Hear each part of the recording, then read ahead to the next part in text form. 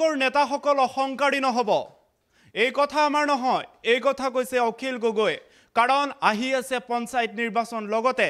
বিধানসভা নিৰ্বাচন 26ত হ'বলগীয়া বিধানসভা নিৰ্বাচনৰ সমান্তৰালকৈ আগন্তুক পঞ্চায়ত নিৰ্বাচনৰ সন্দৰ্ভত অখিল গগৈ মুখ খুলিলে নিৰ্বাচনত একেলগে অৱতীৰ্ণ হ'ব নেকি পুনৰ মিত্ৰজোঁটত প্ৰতিদ্বন্দ্বিতা আগবঢ়াব নেকি তাক লৈ চৰ্চা চলি থকাৰ মাজতে অখিল গগৈয়ে উল্লেখনীয় মন্তব্য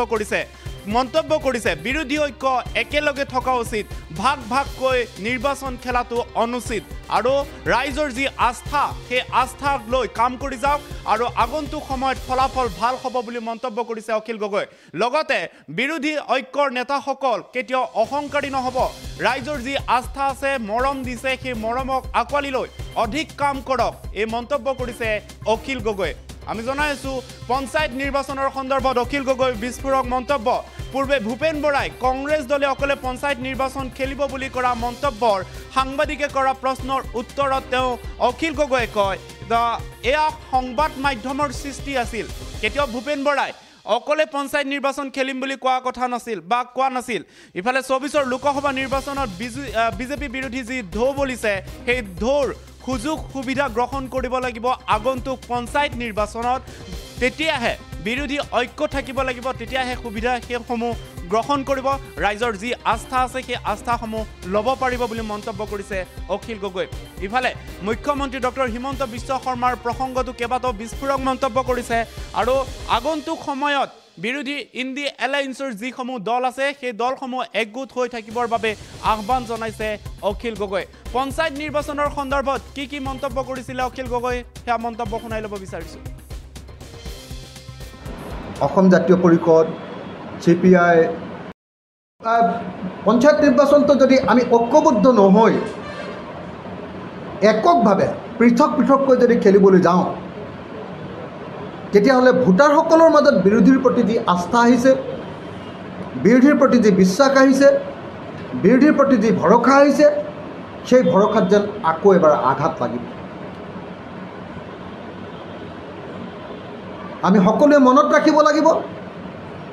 দীৰ্ঘদিন ধৰি অসমৰ ৰাইজক সাম্প্ৰদায়িকভাৱে বিভাজন কৰি পেলোৱা হৈছিলে ধৰ্মীয়ভাৱে উন্মাদ কৰিবৰ কাৰণে অপচেষ্টা কৰিছিলে বিজেপি দলে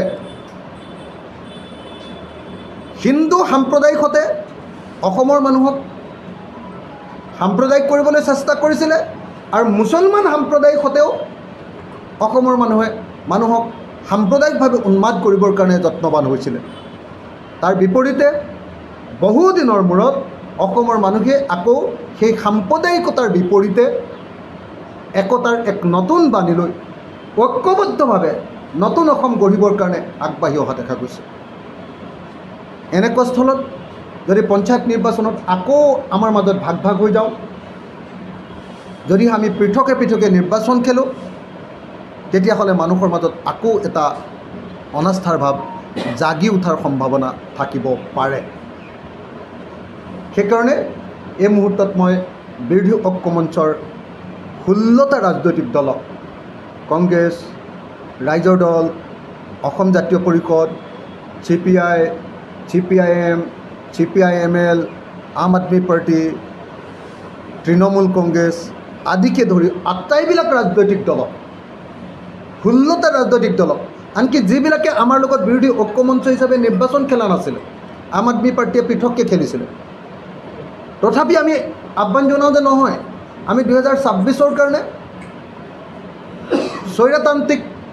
হিমন্ত বিশ্ব শৰ্মাৰ চৰকাৰখনক বিদায় দিবৰ কাৰণে আমি পঞ্চায়ত নিৰ্বাচনত সকলোৱে একতাৰ সেই নিদৰ্শন আকৌ দাঙি ধৰিব লাগিব পঞ্চায়ত নিৰ্বাচনটো যদি আমি ঐক্যবদ্ধ নহৈ এককভাৱে পৃথককৈ যদি খেলিবলৈ যাওঁ তেতিয়াহ'লে ভোটাৰসকলৰ মাজত বিৰোধীৰ প্ৰতি যি আস্থা আহিছে